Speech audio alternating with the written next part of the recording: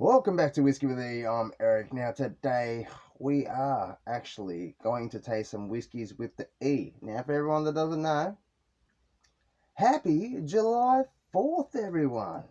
I mean, for everyone in Australia, they're going to be like, that was yesterday and the day didn't mean nothing. But this is for everyone in the States. Let's just say, hope everyone is having an awesome day, awesome night of celebration. I mean, this is the one day a year that yous are actually probably having the day off work, or maybe no one works, maybe it's a public holiday.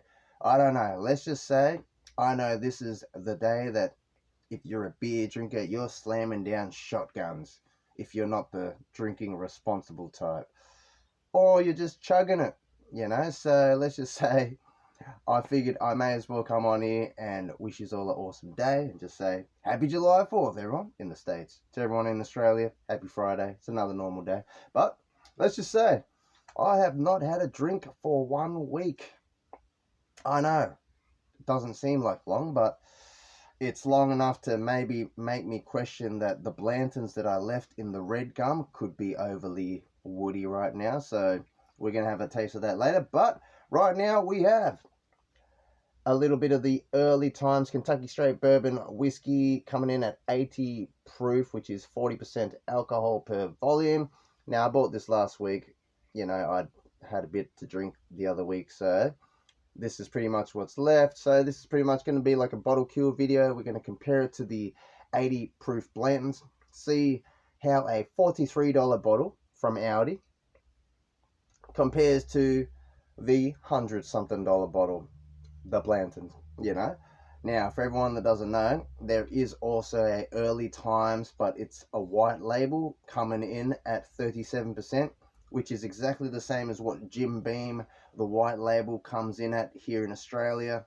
So while I was there, I figured, you know what, I'm going to pay it a little bit extra. $39 for a Jim Beam white label, or $43 for this to get it at 40% instead of 37%.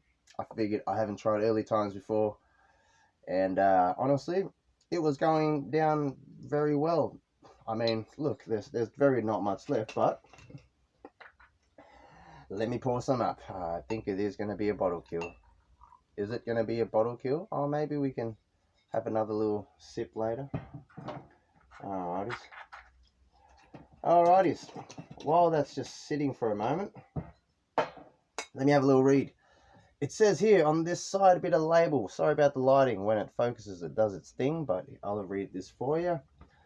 Created in 1860 by John Henry Jack Beam, Early Times grew up during the early days of the country when most of America was still rural. The name Early Times was chosen as a tribute to the old-fashioned method of making whiskey. I wonder if Jack Beam is related to Jim Beam. But anyways, the name Early Times was chosen as a tribute to the old-fashioned methods of making whiskey, which included mashing grains in small tubs and distilling the whiskey in copper stills over open fires. Like moonshine? Interesting. Today, the process of distilling Early Times is much more exacting, but it still delivers the unmistakable mellow taste that is reminiscent of the original American whiskey experience. This whiskey that made Kentucky famous, that's a big quote, distilled and bottled by Early Times Distilling Co., Louisville, Kentucky. There you go. Product of USA, 22 standard drinks. Now, on the other side of the label, it says exactly the same thing, so I don't have to read it. See, look, why didn't they just put something different there? Come on, there's a whole nother side of the label. We could have totally not repeated ourselves. But anyways, that's just my random hate on that, just for a moment. Alrighties. Color. Color is as dark as an 80 proof bourbon could be.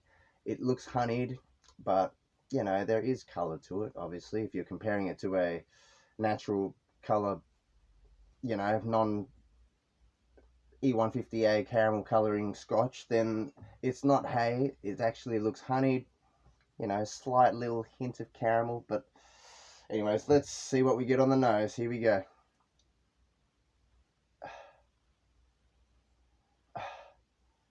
Oh my goodness. Honestly, maybe it's just gotten better with all that airtime in it. But originally, this was so sour apple dominant. Now, what I mean by that is, it just reminds me of these other lower strength, cheaper price bourbons that we used to get at Aldi. Now, like for example, like Bluegrass, that was one. You know, there was this kind of sour, kind of mashed sour apple kind of note. Not like a green apple, it's more like a cooked apple, something like that. But you are getting that vanilla, the caramel there, ever so slightly.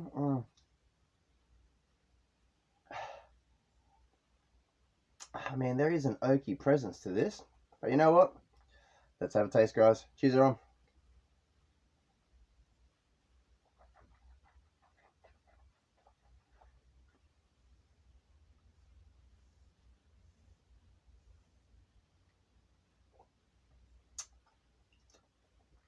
Little bit of a prickle heat comes on first. I mean, you're not going to say it's overly sweet, you know? Like the vanillas and the caramel and that aren't popping, but they're there, ever so slightly. There is an oaky presence to this, which is good. I mean, nothing worse than something that has no oak. I mean, I'm not saying it is a well-aged, sweet tobacco kind of oakiness, but let's just say for $43, it's not bad. I mean, I can't really recall how a Jim Beam white label tastes, but I'm going to have to really compare them, eh? Or maybe compare the 37% version of this to the Jim Beam white label just to see how they hold up. But today we are going to compare the early times 80 proof 40% with the Blanton's 80 proof 40%, just to see how does a $43 bottle compare with a $100+ bottle. So let me just maybe pour up some more of this Blanton's in there. I already got some poured here. All right. Ever so slightly. I mean, oh my goodness, we're probably gonna have to crack another bottle to do another comparison video. Alrighties. Hold on. Let's just say I'm gonna grab it like this so I remember. All right. Early times Blantons. Let's have a look at the color. Wow, the color is practically identical. I mean, the color that you're going to get when you proof down bourbon to 80 proof is, unless you're going for something real dark, like some craft distilleries, Detling or something. Not that I've tried their bourbon, but I've noticed how dark there is. Cause can you imagine proofing down that to 80? It'll probably still look dark. But, yeah, color, practically identical. All right, early times, Blantons. Yep. Okay. So the Blantons, there is none of that kind of sour apple kind of reminding you of a cheaper bourbon from Aldi's experience. You are getting more the vanilla, the caramel. It's more like a nice toasty note now.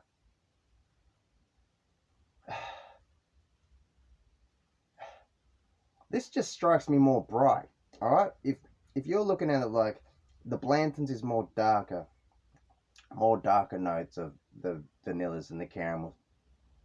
You know, you're getting that slight raspberry kind of cherry kind of note. But yeah, the early times is definitely more brighter with that sour apple kind of funk. Well, I just look at it like it's that sour mashy kind of funk. For everyone that has, like I said, tried Bluegrass in the past, that rhymed. I'm a rapper now. No. All right, let's have a taste and compare the difference. You know what? Let's go to the Blantons. Here we go.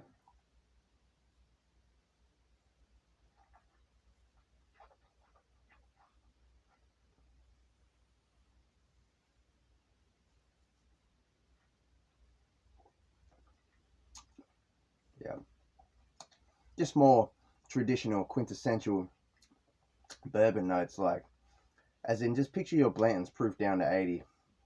You know, you're getting the Blanton's experience, you know, the vanillas, the caramels, that Buffalo Trace, that cherry raspberry kind of note. But there is oak, but you know what? Let's compare it to the early times. Let me just have a sip of this water. Mm. Mm.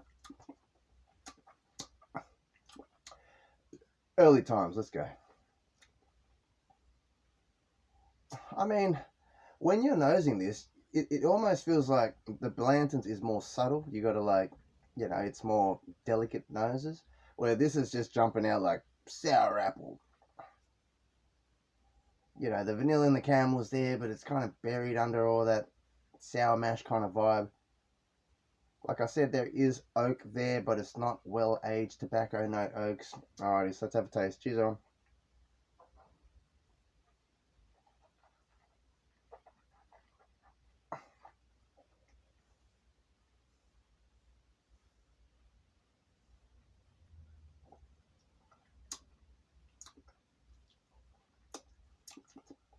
I mean,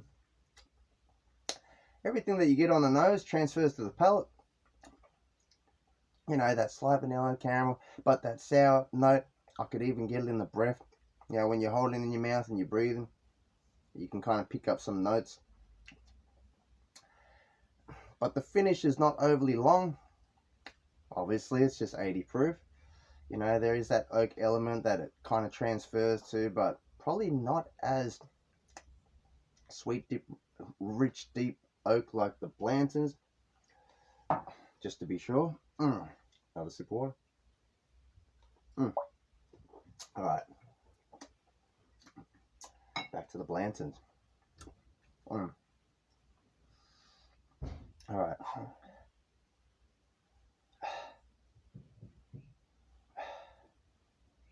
Yeah, it's definitely a lot more.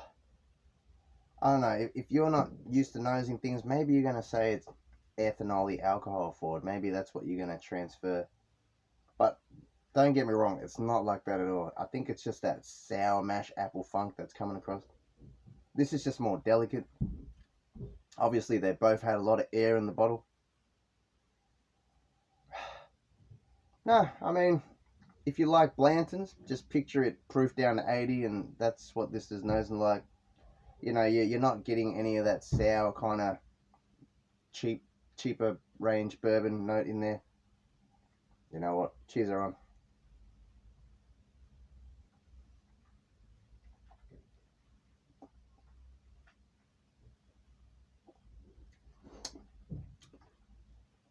Wow. The more sips I have, the more approachable and the more it feels like the flavors are just going a lot more quicker. You know what? I'm not even going to cleanse my palate now. Let's just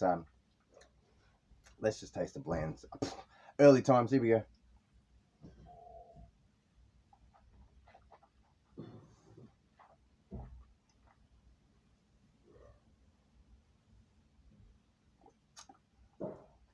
Yep. Honestly, this is holding up. Like, honestly, if you were just buying an 80 proof bourbon, then you're probably not deep on your whiskey journey, and you are most likely going to be mixing it with Coke anyway. So that being said, it doesn't really matter then. You may as well just go for the $43 bottle instead of paying $100 for the blends to mix with Coke. But this is just for science to compare. If you're drinking it neat, how does it compare together? And honestly, I think this is heaps better than the Jim Beam White Label. I mean, the price is definitely only going to be a few more dollars extra. I don't know how the 37% version of this would be to the 37% Jim Beam. Maybe, I wonder if it could be better. I wonder if it's cheaper. There you go. But you know what? Let's just have another sip. Cheers, everyone.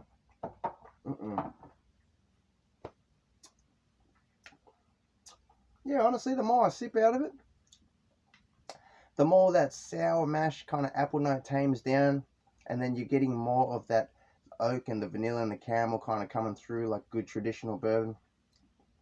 But you know what? Let's see how the Blanton Special Reserve is going in the oak. Oh my goodness. Like I said, the last video I made, I said I was going to come back to this in a week's time. I think a week is definitely too long in a little mini glass full of red gum wood. But let's give it a nose. Oh my goodness. That is definitely a lot deeper, richer, darker woody notes. I just hope it's not tannic. But anyways, here we go. Let's have a taste. Cheers, everyone.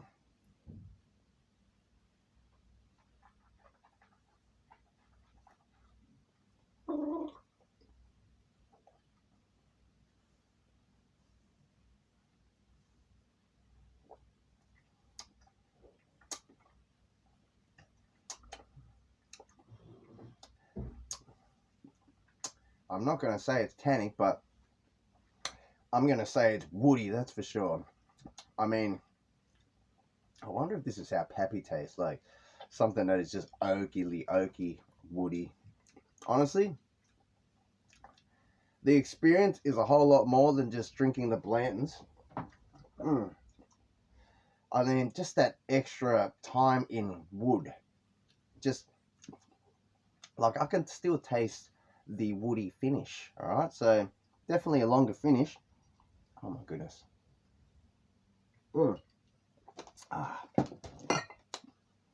Alrighties. Let's just say, like, comment, subscribe. Much love to everyone. Happy July 4th to everyone in the States. Happy Friday to everyone else around the world that's in the future. Let's just see how much more less woody the Blanton's 80 proof is now. Here we go. Cheers, everyone. Drink responsibly, unless you're in America and it's July.